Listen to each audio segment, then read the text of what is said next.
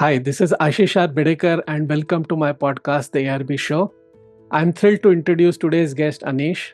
Anish is currently building Ashaya, a social enterprise focused on increasing the value of waste through deep tech and fairly redistributing that value to stakeholders in the supply chain, essentially waste pickers. He believes that there is no place for poverty in the world we live in. Also, he believes that sustainable, scalable solutions do not depend on aid or donation in the importance of local social entrepreneurs. Anish has 11 years of experience in finance, operations, data, and the social impact space in Texas, New York, Guatemala, Kenya, Dubai, and India. Currently, he's on the board of impact organizations in 3 different countries with whom he has the fortune of working closely with. He has also had pitched his startup on Shark Tank India. Thank you, Anish, for being a guest on the show. I look forward to hearing your insights on top 5 startup opportunities in recycling. Maybe you can just cover anything if I've missed out. Over to you, Anish.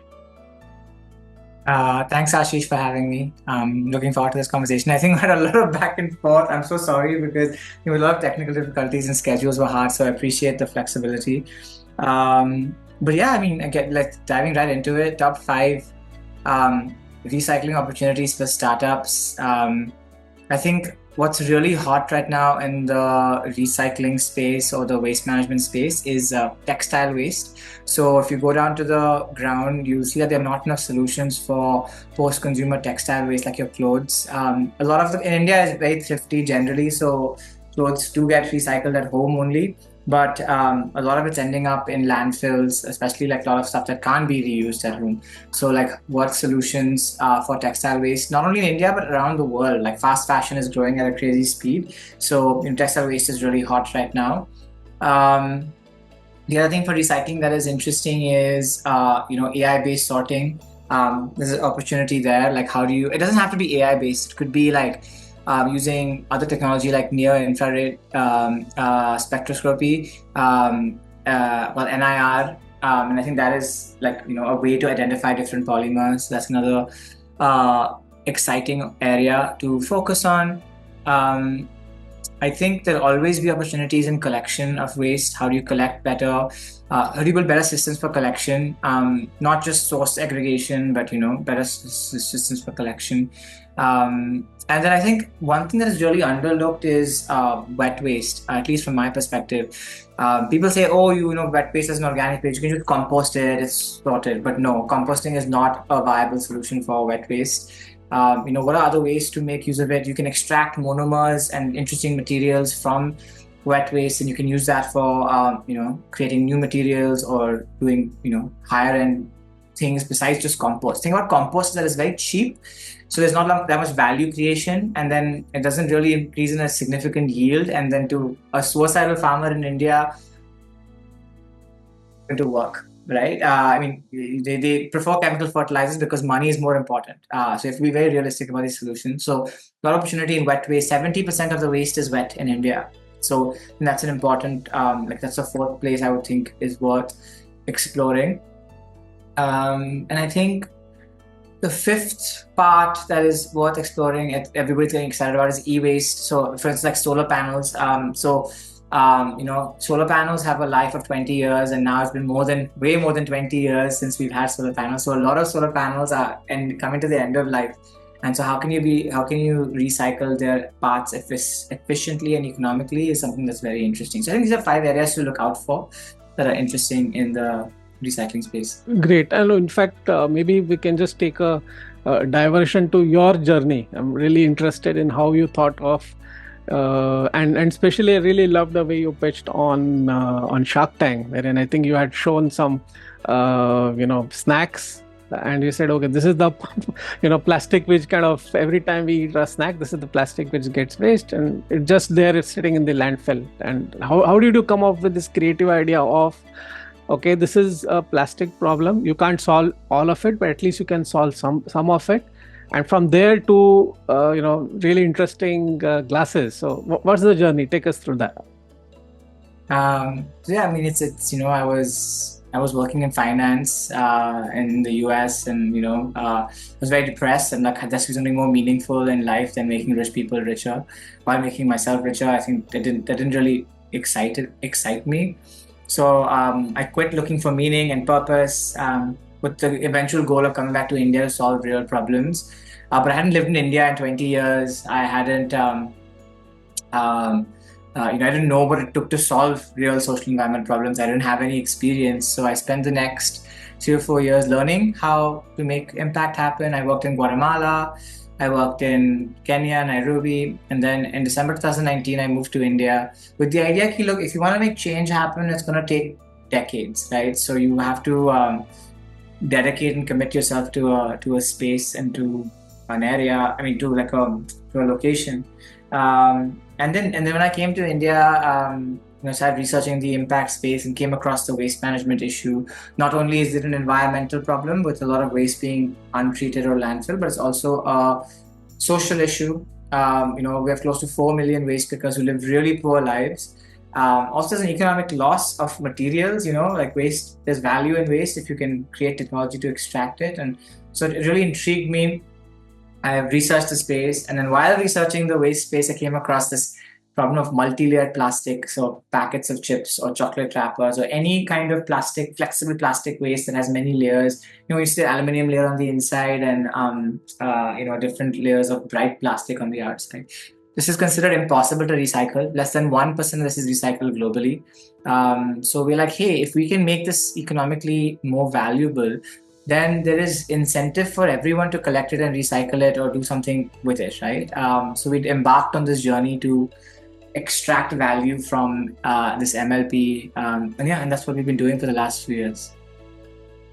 So that's great. So in fact, while you were sharing, I also thought that many of these problems are problems of the human mind, if you actually look at it, because human mind is extremely short-term focused. So and we are experts at creating a solution for an existing problem, but that solution will create a new problem for the next generation, right? Because if you look at plastics, right, when they came, they were like, wow, greatest gift for mankind, right? Now you can actually have waterproof containers and can carry stuff from X to Y, things like that. And then where we are similarly, if you look at, say, refrigeration, which was at some point of time seen as the greatest thing to happen, now you have problem of like heat traps in cities and overfishing in the oceans because of refrigeration. So coming back to this point of multi-layered plastics and trend, how do you correlate that with for example, do you have plans of expanding the kind of recycling parameters or recycling materials and build more products, or you want to be only a eyeglasses company? Yeah, so we definitely don't want to be a sunglasses company. That's not going to solve the problem of waste or waste pickers, but it's a very strong proof of concept, right? That you can take really hard to recycle plastic waste and make them into like premium, high quality products and materials like sunglasses. So right now, we're in the phase of building our first pilot plant to test our technology at scale. That'll be a really important benchmark before we go to commercial scale. But I think in the long run, we want to focus on solving, on replacing virgin plastic with sustainable and recycled materials at scale, right? Without a manufacturing have to compromise on quality and consistency. I think that's the thing that people don't talk about enough. They're like, oh, we want to be sustainable, oh, so important. But people don't talk about like, okay, you want to be sustainable, but you also want to have properties. Like, you talked about plastic and it being like going from hero to zero. I think that's also like very exaggerated now, right? When plastic was first discovered, it was the greenest material because it replaced ivory, right? People were using elephant tusks to make pool balls, and they're like, this is pretty shit, like killing an elephant to like make the pool balls. So then they came up with the first polymer to replace a pool ball, right? Like the white ball with something that's made up of plastic. So that time it was the most green or ethical material out there. And since then, it's evolved, and there are many good cases for plastic, right? Like it's very light. 70% of the volume of a car is made from plastic, which reduces the overall weight of a car significantly compared to metals, which improves the carbon footprint because the fuel efficiency is really high. It allows your electric vehicles to go much further. So like there are good uses of plastic. Then like any tool, anything we discover, there's some bad uses of plastic. I think single-use plastic, anything single-use is bad. So how can we be smarter about the resources we have instead of just like being binary about it, right? It's not like plastic is Got the it. worst thing in the world. It's not like plastic is the best thing in the world. So I think, yeah. So I think for our, and then we're starting off with MLP as our gateway drug or a gateway plastic. We want to work with all plastics, right? Eventually, because you want to provide holistic solution. MLP is like 10 to 20% of all plastics. So are you also working with the packaging companies which make the plastic or make the packaging? Not yet. Not yet. Not Okay. yet, because we're too small right now, Okay. right? Got I think it. everybody's interested in our work, but they're also not taking us seriously because they're too small. It's too True. irrelevant. We're like a drop in the ocean. True. True. Coming back to the trends, the first one of the first trends which you talked is on the textile part, right? So anything which you are doing in that area as well? Yeah. So we're working on recycling polycotton textile waste. Okay. So we're developing technology. So polycotton is essentially like most of your t-shirts or sportswear has polyester, which is plastic and cotton, a mixture. And whatever you say, it's amazing material, right? It's really nice. It prevents you from, it's soft. It prevents from like, it helps you like be waterproof, etc. Right? It's waterproof, prevents rain from impacting you, all that. But it's also really hard to recycle because it's a combination of, a naturally occurring material and then a chemically compounded material, right?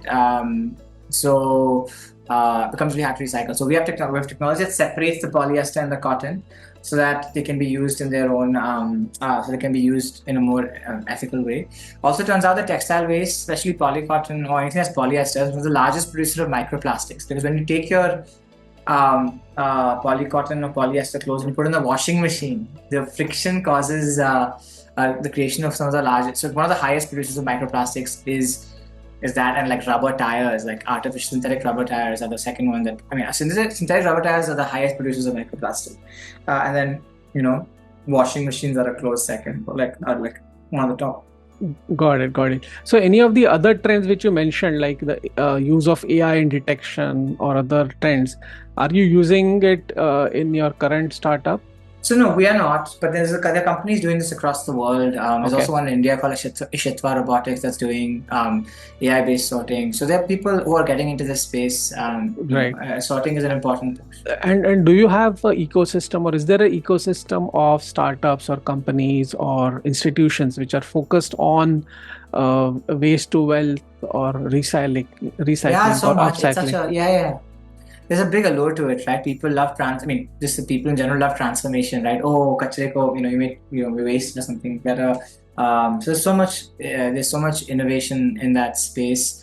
But I think there's a lot of people doing it, and this interesting startups in India around the world. But I think what sometimes we as an industry struggle with is like real feedback, right? Because it's a very good story. If even if you make a shit product from waste, people will be like, "Oh wow, you made this from waste." So I think psychologically that you're like, "Oh yeah, that's like, oh great, we're doing a good job." But the truth is, that's not good enough. You have to be able to be as good as virgin plastic. So like when we talk to brands, like big brands, and we are not debating whether our material is sustainable or not. It's 100% sustainable. Like everybody is sure about that. We're debating and fighting with them on properties. Like this is going to have the same tensile strength as virgin plastic, same MFI. How can you guarantee consistency, right? Because there's a big hunger to get recycled materials, sustainable materials into the supply chain, but not at the cost of it being bad, right? Because you as a final consumer are not going to be okay if you open a bar of Twix and you find that it's infected because your packaging has melted into it and reacted with the chocolate. You will sue them. You will sue the company, right? So they're like, as much as my consumer wants sustainable packaging for Twix. They do not want infected Twix. So, so it's very interesting. Got it. So I think in as a wider trend, would you say that in all of the recycling areas, uh, the big challenge is going beyond the pilot phase and getting into mainstream? Is that the biggest challenge what you see, or is there any other it's challenge? commercial scale, right? Yeah, Okay. you want to get to commercial scale is definitely a big challenge. And also base technology. I think there's, in fact, what happens is that a lot of people are very desperate to scale really quickly because either it's investor pressure or whatever, right? And that is not the smartest thing, I think, sometimes, because if you're trying to scale quickly, you're scaling a very basic technology very quickly. It doesn't necessarily always result in the impact that you want, even though it might seem like, oh, large volumes are being processed, but it's like shit in, shit out, right? Pardon my French. But so that's also something that's important. Like, we're trying to focus on the depth of our technology, and then scaling that depth is what we're trying to do. So it's taking us more time, but got it. So again, so just for my understanding and also for the benefit of the audience, so your current product, which is the sunglasses, it's more of a technology demonstrator, and once you have kind of got some traction, and once you've proved that the quality of the material, etc., is great, you see yourself more as a materials company, not a sunglasses company. Yeah, more or less. Yeah, definitely not a sunglass company, but like materials, components. Like we just made the world's first shampoo bottle from like MLP or shampoo sachets, right? Wow. And this is like 90% recycled. We only added 10% virgin plastic, which is pretty low, or pretty high recycled content. We just got like, this is more simple, but we just got like a really nice plant pot made. That's nice. And like this is like really like, it's as good as virgin plastic, so pretty excited about that. And we're doing like really fancy colored coasters, and so we're trying to do some interesting work around that. Trying to demonstrate applications across the multiple. Like this placard. We're trying to make something like this, which is like signage that can be used outside. That's UV proof.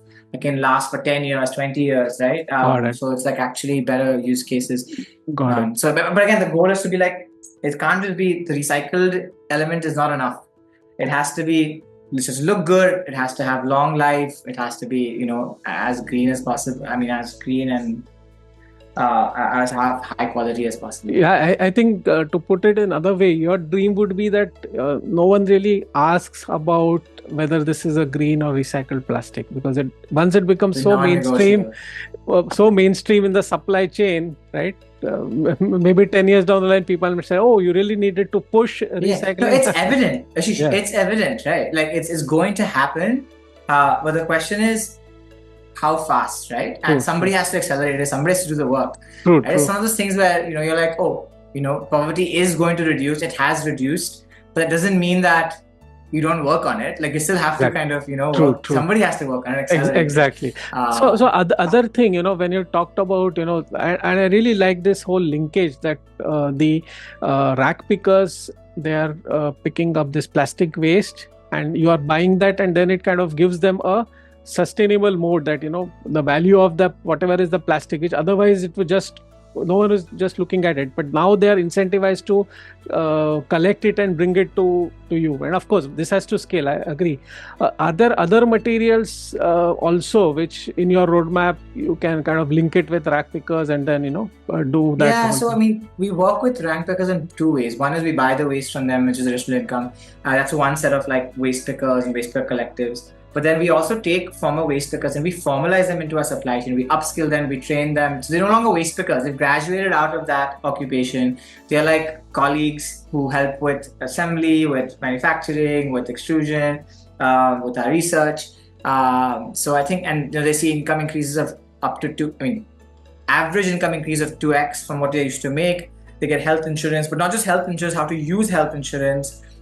They get taught how to do banking work. They get a weekend. They get flexible jobs, flexible work hours, and this is like sounds really basic, but they are amazed that this is a thing, right? Which is so sad, but at the same time, like it is. So that's an important part of what we do, and obviously, we want to make sure this is financially viable, because we should be able to sustain some of this. If we can't, then then it just becomes a nice story. Got it. Also, it just occurred to me that Indian Institute of Science, Bangalore, they used to have something called as Reimagine Waste, which is a hackathon focused on upcycling and recycling. Maybe I'll just share that with you later on. Sure. But that is something which I think definitely should happen. So, so do you see a lot of action from maybe the government or other agencies on maybe something related with challenge kind of thing, right? That hey, there are two things. Okay. Yeah, sorry. I understand where you're going with the question. I think there are two elements, right? Number one is that this is a very apolitical issue. Like, it's like nobody's debating if this is a good thing or a bad thing, right? Everyone's like, waste is bad. You're making it into value. Nobody's arguing about this, right? Everyone's like it's not like, yeah. So there's no political issues with this. Everyone's wants to be a part of the game, right? So government is very for this. They're just looking for good solutions. For them also, it's like the economics need to work, this need to work. They're not going to shun somebody, right? If something is good, why? In fact, they'll get brownie points in their political game to support progress. So there's no political turmoil or any issues like that with us, at least from the waste management perspective. The problem is that not enough people want to really work in it, because it's disgusting. Waste is smelly, stinky, and then people are always looking for hacks. So the hacks are, oh, we'll just use industrial waste. So industrial waste is like, let's say, trimmings from a flexible packaging factory or from a textile factory, right? So it's pre-consumer. It's really nice. It's like really good waste. It's really good. It's clean. It's consistent. It's very easy to recycle. A lot of people, people focus on that, and then, okay, it's great, but I don't think it's solving a real problem. And things, if you start with industrial waste, it's very hard to go to post-consumer waste that comes with like spit and kachra and tobacco and all of that, right? Whereas we've started off with like the worst, which is post-consumer.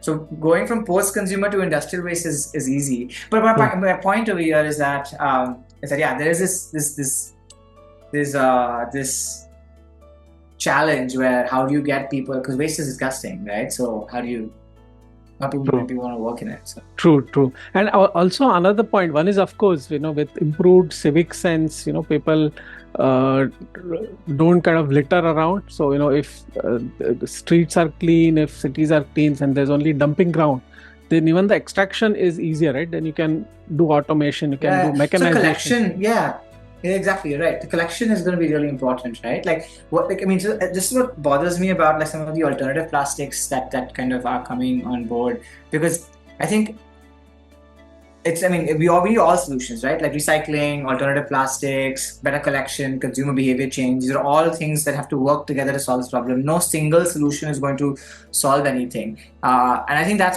sometimes what happens is that, people are like, oh, only 9% of plastic is recycled globally.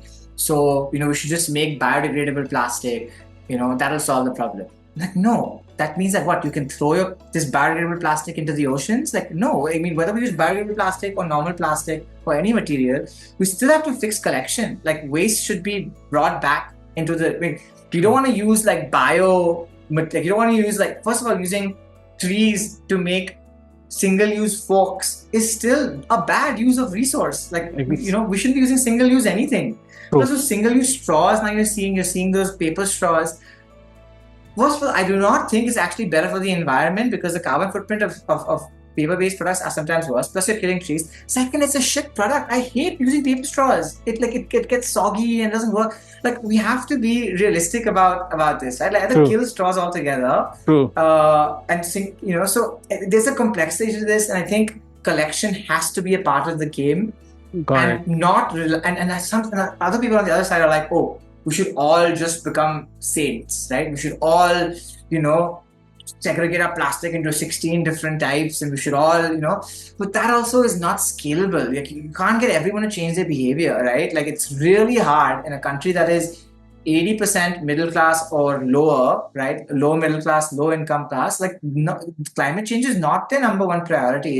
It's debt, it's disease, it's sick father, it's can I pay rent at the end of the month?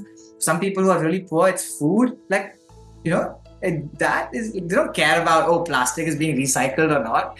So telling them to change their behavior, True, Not true, that's not gonna work, right? true, true. So it's a bit of all of this, and I really believe, how do we as humans create systems Mhm. where that just waste is just, that's sorry, last thing I'll say is that that's what I learned from the space. And like, if you can make waste valuable, like if you take this chips back and oh my god, there's value in this, then suddenly there's reason to collect it. There's reason to recycle it, right? Because you're playing with the rules of capitalism. So that's what we try to do. Yeah. So also I've read somewhere that the major Coke and Pepsi similar plastic bottles, there's a lot of focus on getting those bottles back at and having some kind of a supply chain for recycling of bottles. And so something similar should also be done in the packaging thing at the retail level. I mean, it is all theoretical, but yeah, something like that done. Another Yeah, thing, there's so many things happening. yeah, Sorry, other go on. thing, would you say that from a personal perspective, if all of us reduce uh, the use or avoid plastics, that's the best way, right? For example, at least for me in my personal life, I try to avoid any plastic packaging as far as possible. For example, I go to the veggie shop, I carry my own bags. So I just did a small calculation that even if I within a month I at least saved 100 or maybe 200 potential plastic bags which otherwise I would have used. So maybe it's from a user behavior perspective all the way to waste collection, there's a wide gamut, and I know there's no single answer, but it's really great you've made that courageous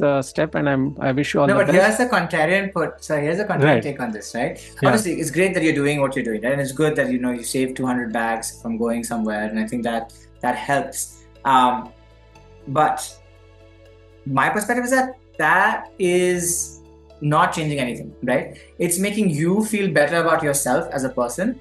That's great, right? Is it really solving a problem? No. In fact, it could be slightly negative for the problem, because then it gives you the moral license to be like, look, I am doing my bit.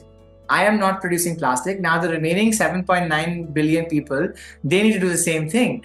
And so that actually, to me, can be bad, because you now feel like, oh, I don't have to do anything more now, right? Whereas I feel like if you really want to solve a problem, doing small, but at the same time, I don't want to be negative. No, you should be reducing your plastic usage. That is not necessary, right? That is inconvenient. That's a luxury. Like, that is bad for the environment. That is a luxury for you. But I think what my perspective is like, at least how I think about my plastic usage, is that, look, I'm not gonna pretend that me not using plastic is gonna make anything better. Like, okay, it's making me feel better. It's okay, but if you want to really solve these problems, there have to be systemic changes that need to take place. And if I'm not willing to fight for systemic changes, then I'm not really helping the problem in any way. I'm kind of helping it a little bit, but it's in the larger scheme of things, it's probably making me feel better than it's actually helping the problem out. Which sounds, nobody wants to hear this, right? Everyone wants to be like, no, but like, so I don't want to be negative, but like, that's what I think as an honest. Perfect. I perfectly agree with you. I mean, that was not the intention of saying yes. I mean, it, as I said, it's a wide gamut of spectrum, and you need to do everything, right? Everything, this and this and this, raised to the power infinity, maybe. So so that's great. So thanks, Anish. This really gave a great perspective, and thank you, dear listeners, for tuning in. Do subscribe, share, and like this podcast. Consider giving it a 5-star rating if you like the content. Bye for now. Talk to you soon.